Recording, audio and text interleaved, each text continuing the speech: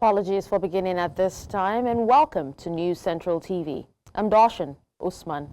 The top stories this hour. Inspector General of Police bans officers in Mufti from carrying assault rifles.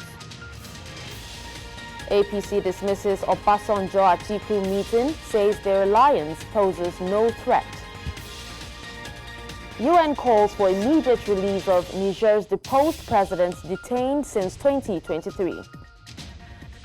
Details of these stories and more shortly. Let's begin the news with story that the Inspector General of Police, Kayode Egbetokun, has issued a directive banning officers from carrying assault rifles while dressed in civilian clothing.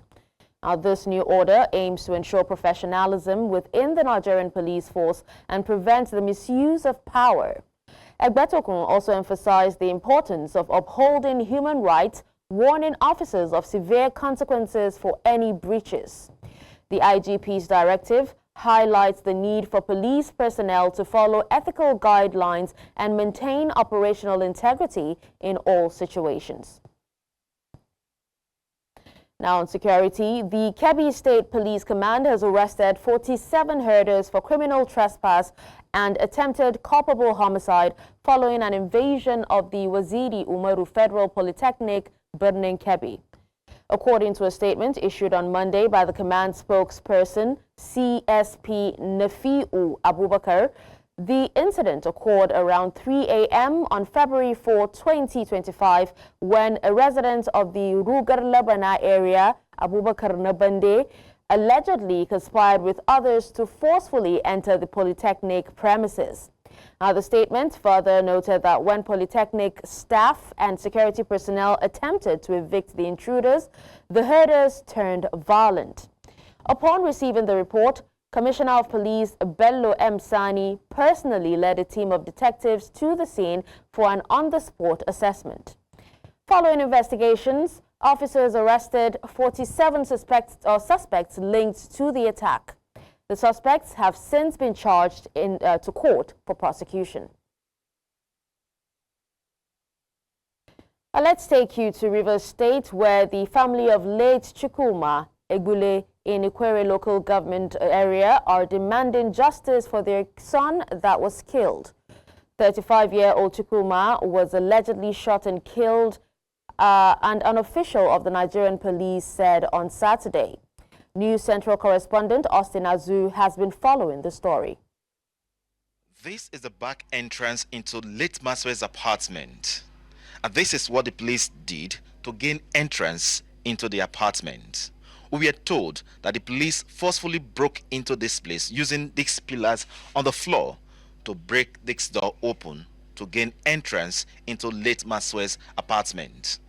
You can see on the floor some of the bullets.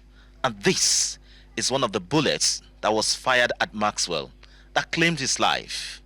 And this is a spillover bullet that was found on the ground. On the floor, you can still see some spilled blood. However, the family seems to be mourning.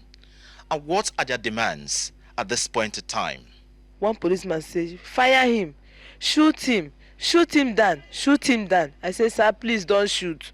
Sir, please don't shoot. We are going to settle this thing amicably. Sir, please don't shoot. Sir, please, for the sake of my baby, sir, please don't shoot. That was when they shoot the gun. When they shoot the gun, they now follow the frontage. The victim's younger sister, Doris Igbulem, described her late brother as peaceful and friendly, provided the kind of business her brother is doing. My brother is a businessman. He do agents for land. He do agents for people. If you want to buy land, he will do the agent for you for selling and buying. The other brother to late Chukwuma Egbulem, Bright Egbulem, and aunt demand justice for their kid brother. But one thing that is sure is that our brother cannot just die like that. He can't just wear a uniform that government gave you. He refuse to understand the norms of your uniform. Take gun and shoot anyhow, shoot whoever you want to shoot. Human beings are not animals. So we'll ask for justice. So what I need now is government should justice, to have justice upon this thing. They should take care of this girl. Is only 6 children, small kid. No one has reached out to primary 1. Others further provided updates what the police allegedly carted away during the sting operation. I get into my room, they have entered inside my room and break my laptop and took my 15,000 naira, and I saw blood everywhere. The almost 300,000 that was inside the house, my husband want to use an open business for me. They collected it. Some phones that people plugged, that even my husband's phone, they plug while the gen was on. They collected all. My children tablets, they collected it. Though the spokesperson for the Rivers State Police Command, Grace Irikoko, in a statement revealed that the trigger-happy police officer had been arrested by the body of late Chukwuma Ebulem deposited in the morgue. My investigation is ongoing. These children of late Maxwell Ebulem will have to live without their father for the rest of their lives.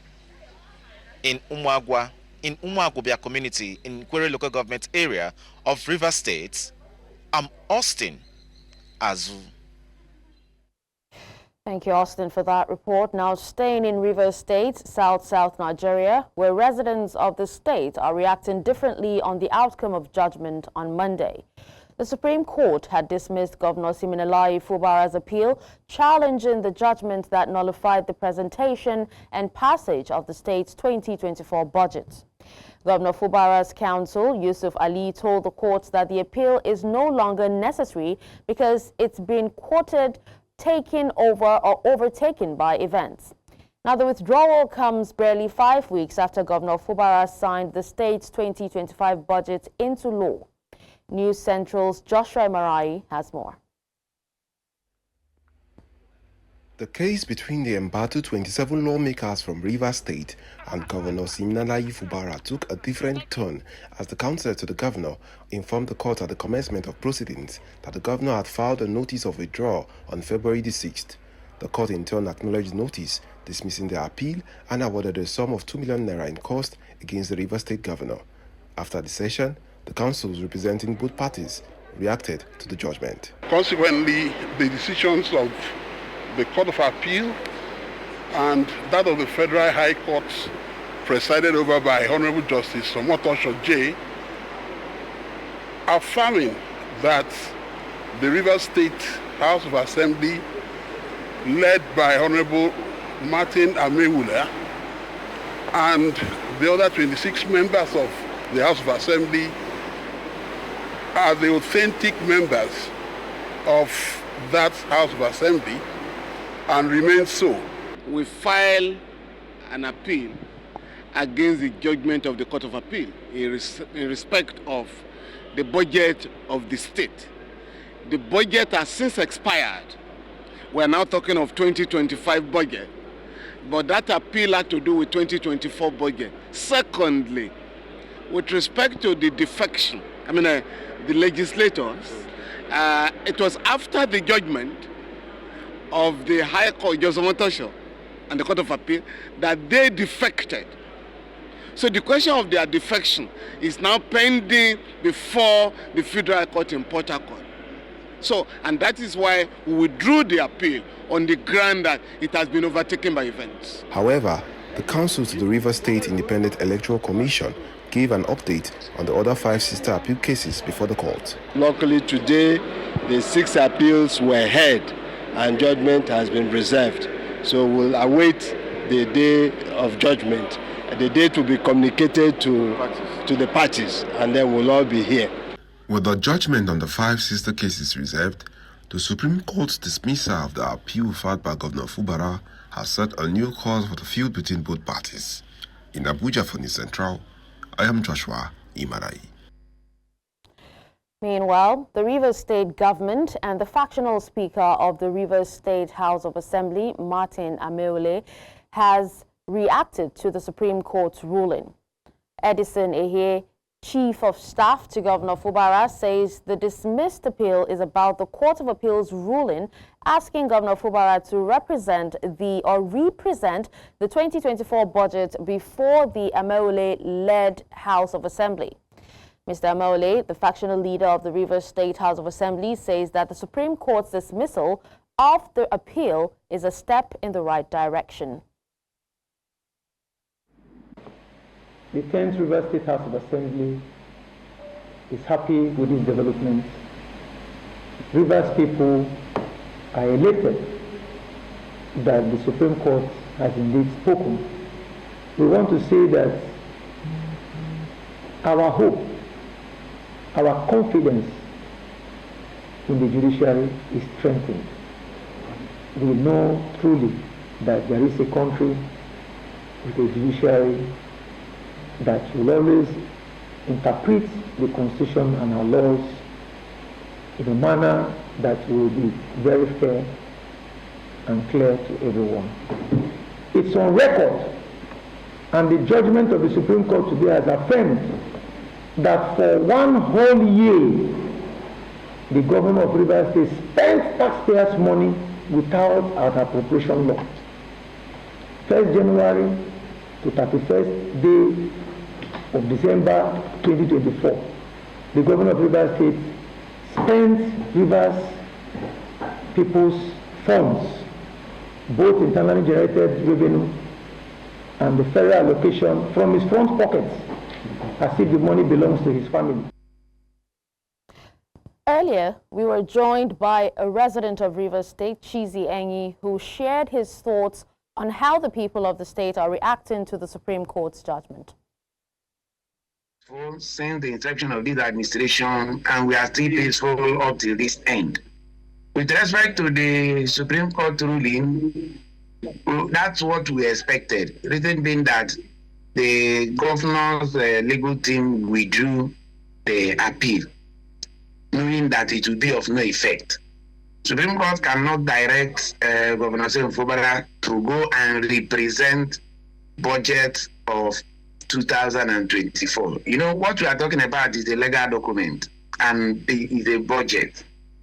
And as a budget, it has time. There is no budget that does not have time frame. Budget of 2024 must end by 2024. Anything more than that will go to no issue. So looking at the dead on arrival of the judgment of both the Motoshaw and the Court of Appeal, the lawyers of the governor see no reason to continue with the matter and advise the governor appropriately.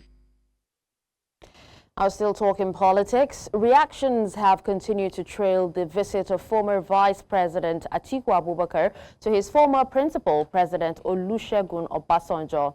Now, Vice President Atiku visited Obasanjo in his home in Abeokuta on Monday in the company of two former governors, Aminu Tambuwal and Liel Imoke of Sokoto and Cross River State, respectively, among several other prominent politicians. Vice President Atiku has dismissed all political insinuations following the visit, but some political watchers say the visit was suggestive of political realignment.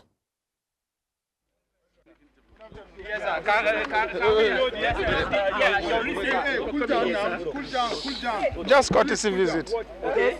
Just a lot of people believe that you and Peter Obi have been having meetings for so long. It's a courtesy visit, please. Is this related to I'm not going to talk about politics, please. All right. Thank you. Is this connected to let's go. Thank you very much. It's okay. So let's go. Make a way. Thank you. Yeah. It's okay. Sorry.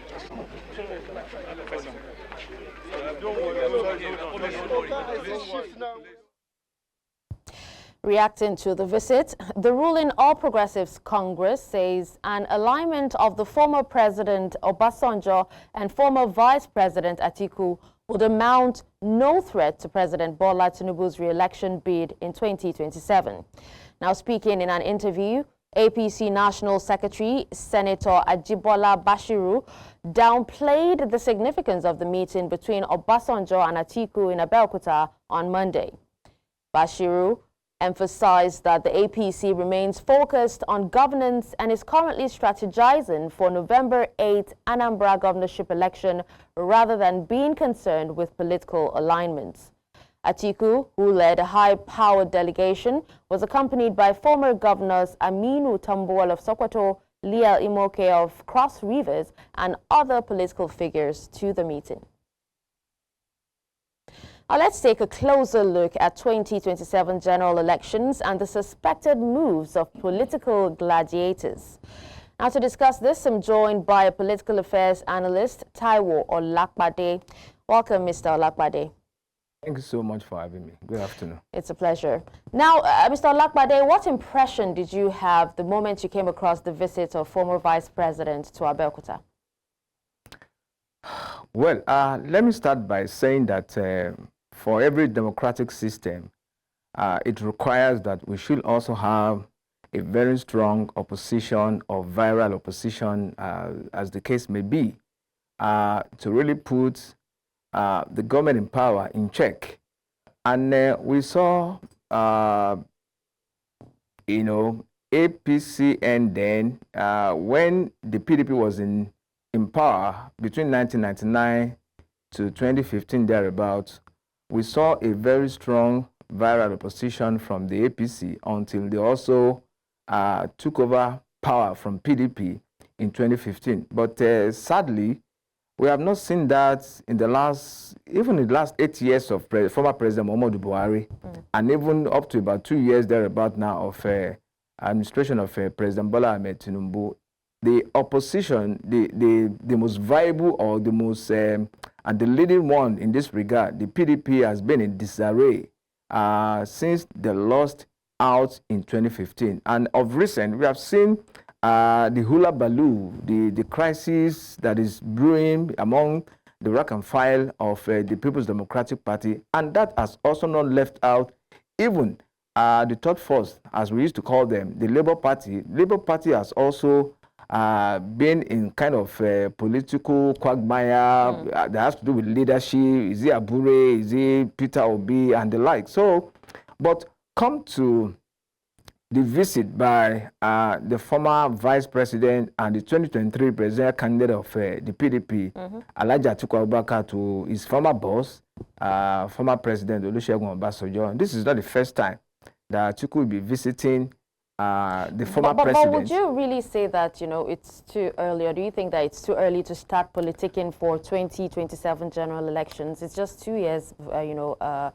it is not. 2027. It is not, because for politicians, they have this mentality, and that's how they play their games. If you're also within that corridor, that space, you start planning for another election.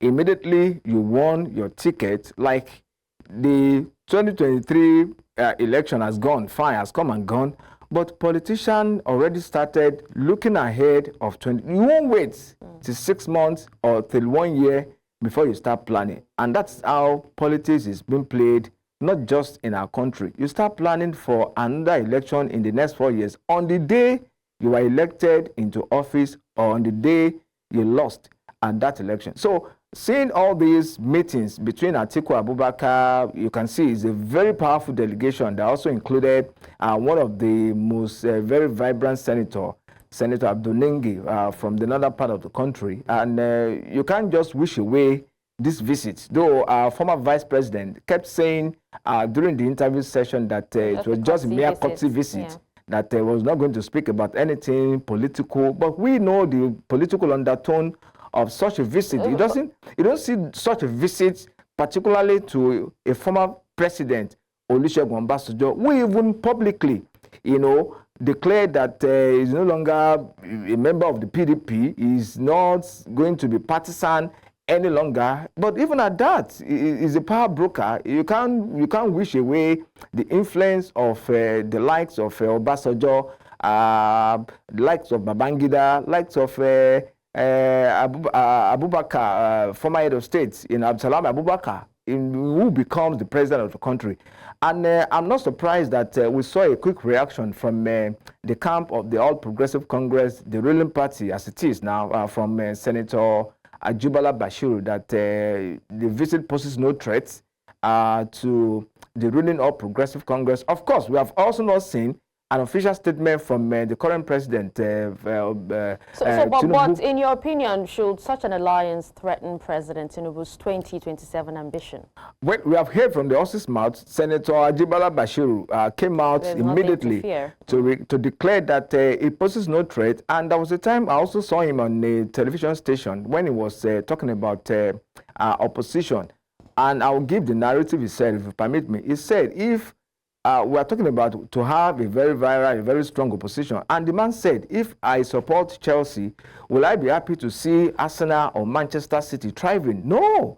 So that's the way politics is being played, is winner takes all for them. So when opposition party are embroiled in crisis, of course, it will be a joyful thing for the ruling party, in this case, the All Progressive Congress. So there are even sometimes speculations that maybe the ruling party also has a hand whatsoever in the crisis rocking some other party like PDP, like APC. But time will tell. And sincerely, I don't see this meeting between the former president and the former vice president coming too early. 2027 is just around the corner. Before you know it, we are talking about parties planning for parties primary, looking ahead of the real election in 2027.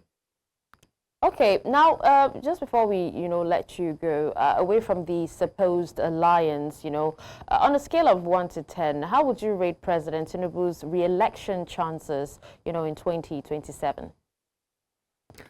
Well, as it is, there's always two sides to a coin. It depends on which side of the divide you belong to. But if you want to talk about economic realities of the present time, it will be a very difficult task for Mr. President if we conduct election now. I'm speaking about now. We never can tell what magic can be done before the 2027 general election. But if we are talking about now, it may be difficult for Mr. President. Olakbade. Sorry, I have to cut you short now, but thank you so much for joining us and speaking to us on this. Thank you so much for having me. It's a pleasure. Now we'll take a quick break. When we come back, the news continues. Stay with us.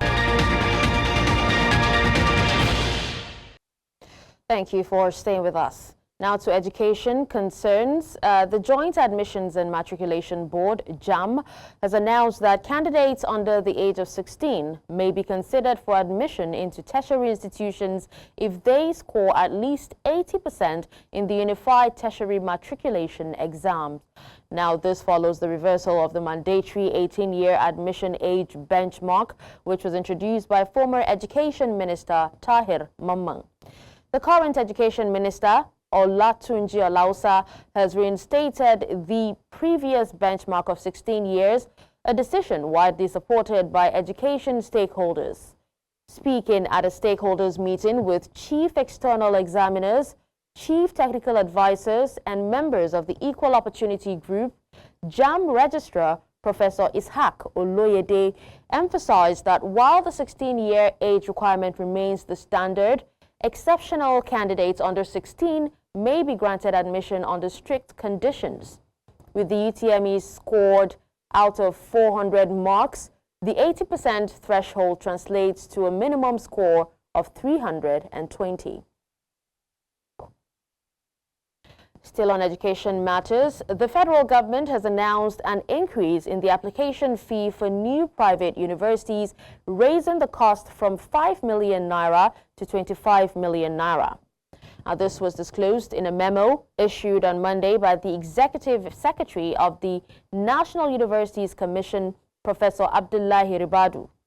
According to the NUC, the move is aimed at repositioning private universities in Nigeria, ensuring better coordination in their development and improving their ability to serve the educational needs of the populace. The Commission also suspended inactive applications, including those for private open universities that have shown no progress for over 2 years. Applications that have only submitted letters of intent have also been put on hold. The revised processing fee will be communicated to applicants who have already purchased application forms, and this is according to the NUC. Let's get to economic matters now, where Nigeria's Vice President Kashim Shettima has reaffirmed the commitment of the federal government to integrate every citizen into the nation's financial ecosystem. This was as the Vice President inaugurated Nigeria's Presidential Committee on Economic and Financial Inclusion as part of efforts by government to build a $1 trillion economy by 2030. Amadin Uyi reports. It was the inauguration of a presidential committee to provide adequate infrastructure to build financial gaps and create an inclusive environment for the poorest of the poor in Nigeria. The inauguration of this committee and the formalization of this investment committee reinforced President Tinubu's pledge to an inclusive economy, a vision that has been endorsed by the National Economic Council. As we formally inaugurate this presidential committee and commence the operationalization, I would say, of the 2024 ASO Accord, it is imperative that we affirm our collective commitment to the terms of reference that will guide our work and indeed measure stage by stage our progress. Several in attendance say with the committee delivering on President Bola Tinubu's mandate, Nigerians will benefit immensely and the economy will take a giant leap. We have millions of Nigerians, very hardworking Nigerians who are in rural communities, who are socially excluded by not being included in the financial system. And a lot of them cannot get credit, cannot access any financial assistance and support. We cannot grow our economy at the expense of our common humanity. So which means that we have to carry the weakest among us. We have to design programs and policies that target those vulnerable ones, those very weak ones among us.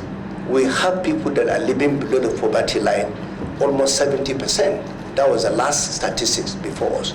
And I believe if we address this issue effectively with the leadership given to us by His Excellency the Vice President and all the stakeholders sitting here today are committed and determined, I have no doubt in my mind, we will address this problem within a very short time. The Vice President says that the committee is proof of government's commitment to carrying Nigerians along and integrating poor citizens in the nation's financial ecosystem. We remain resolute in mitigating the short-term effects of economic reforms, expanding financial opportunities, and ensuring that every Nigerian, regardless of geography or status, is integrated into our economic growth story.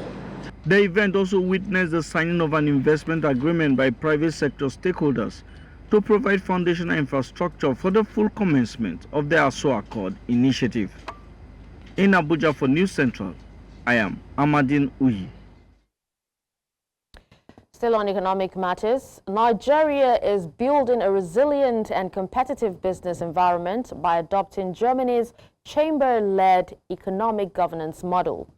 This is hinged on collaborations of chambers of commerce globally to drive growth, innovation, and business-friendly policies. And Germany is Nigeria's partner in this approach to foster a robust, interconnected economy. The Lagos Chamber of Commerce and Industry, LCCI, in collaboration with the Gison Chamber of Commerce and Industry, plans to implement this model to enhance Nigeria's economic sustainability by leveraging this partnership. Nigeria hopes to strengthen its industries, improve business conditions, and also drive long-term economic success.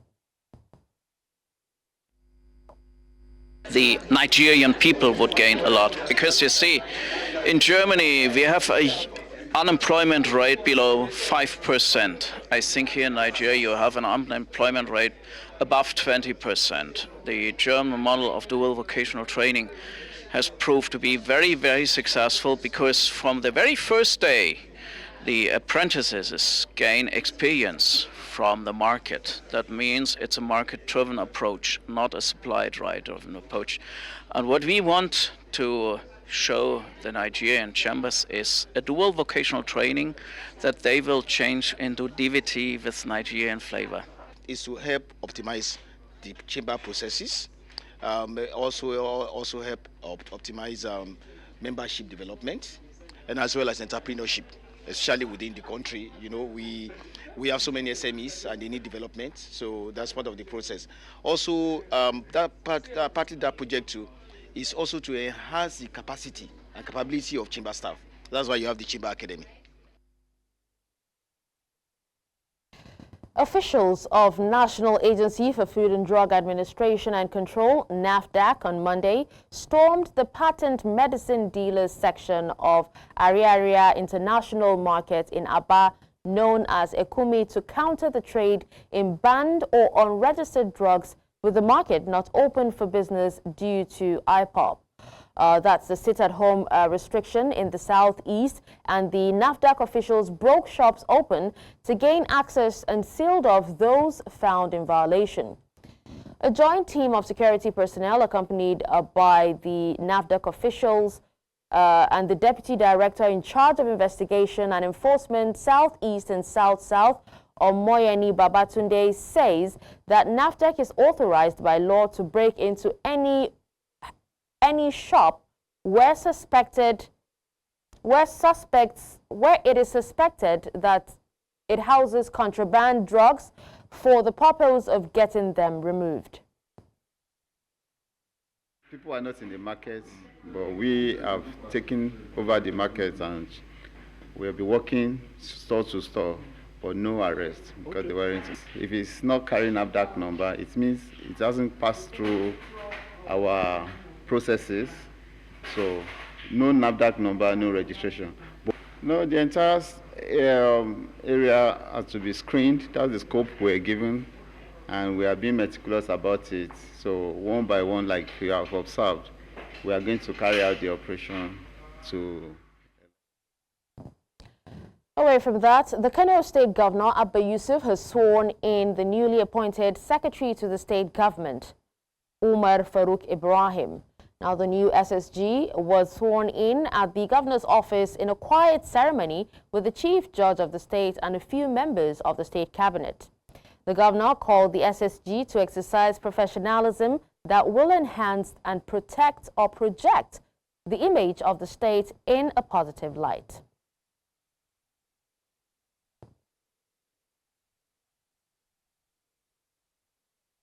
Coming up after the break, Sudan's largest civilian coalition splits over government formation. This and more after this short break. Stay with us.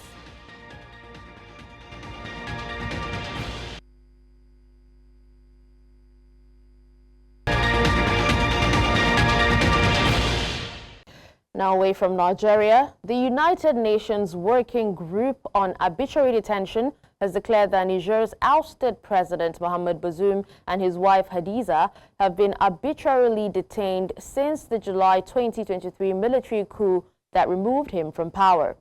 Bazoum, who was elected in 2021, was overthrown on July 26, 2023 by General Abdurrahman Tiani, the head of his presidential guard, over allegations that he failed to protect the nation from jihadist attacks. Since then, Bazoum and his wife have been held under strict detention at the presidential palace in Niamey. In a report released on Monday, the UN Working Group, which operates under the Human Rights Council, insisted that the only appropriate measure would be to immediately release Mr. and Mrs. Bazoum and grant them the right to seek compensation. Sudan's largest civilian political coalition, Takadum, has split into two factions, citing deep disagreements over forming a government in areas controlled by paramilitaries at war with the army. In a statement on Monday, the bloc of political parties and professional unions said the division was triggered by two opposing stances on the government formation issue. It added that henceforth, each faction would operate under a new name with a separate political and organizational structure, pursuing its own vision for ending the war, achieving lasting peace, and establishing democratic civilian rule. Meanwhile, the Sudanese army, which has been locked in conflict with the Rapid Support Forces since April 2023, has accused Takadum's leader, former Prime Minister Abdullahi Hamdok, of aligning with RSF paramilitaries.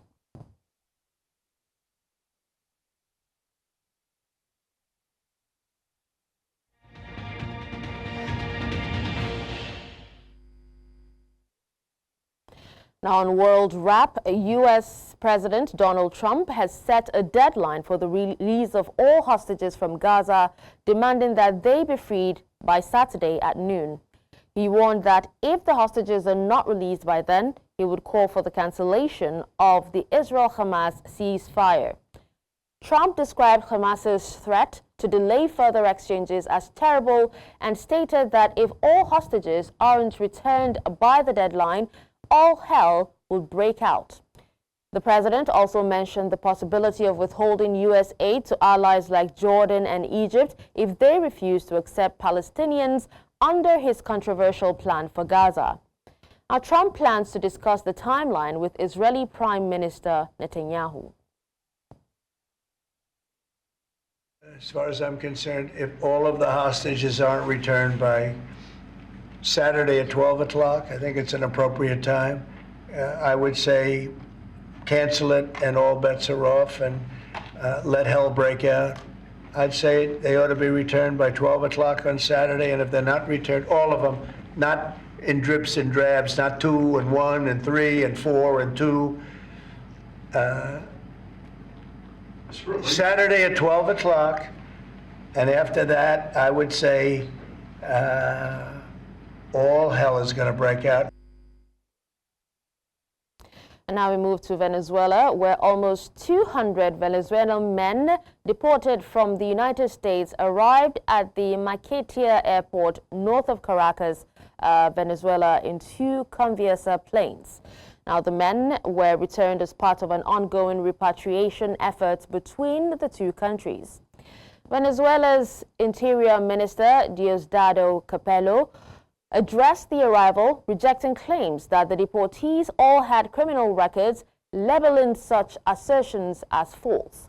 He added that it was up to the U.S. authorities to decide whether additional flights would be scheduled to repatriate more Venezuelan citizens. The government in Caracas expressed readiness to continue accepting these deportations, signaling an openness to further cooperation on the matter.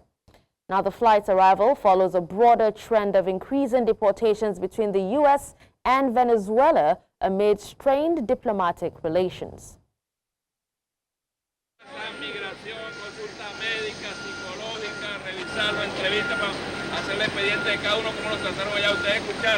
Bien por la familia que dejaron allá, nos separaron allá y hoy los estamos tratando de reunir. Muy jóvenes. Pero más o menos. Entre 20 y 30 para abajo.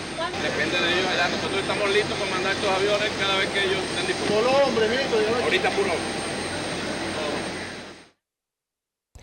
A suicide bombing outside a bank in Kunduz, northern Afghanistan, has killed 5 people, including Taliban security forces.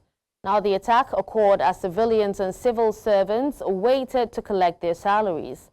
7 others were wounded in the blast, which was carried out by a bomber with improvised explosive devices.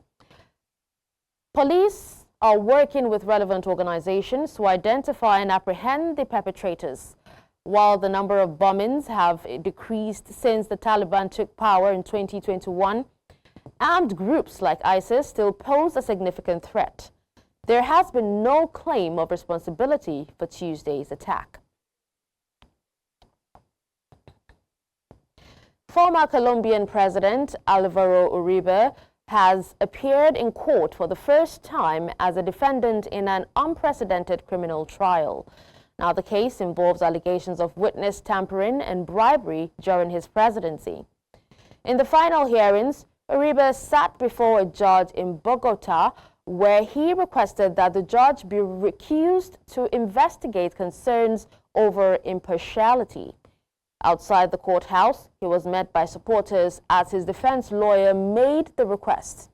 Uribe, who served from 2002 to 2010, is facing serious charges, marking a historic moment as no previous Colombian president has been tried in this manner.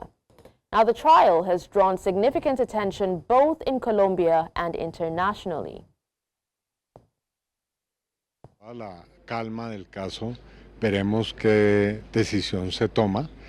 En el caso de las víctimas ya pedimos que haya una observación internacional. Participar en una recusación a un juez de la República para mí es doloroso. No me siento cómodo en este momento, señora juez. Coadyuvando la postulación de recusación que hiciera el doctor Granados. He venido a decirle muchas gracias por su presencia y a pedirles comprensión de todo lo que yo tenía que decir. Lo dije en el despacho de la señora. The news resumes after the break. Stay with us.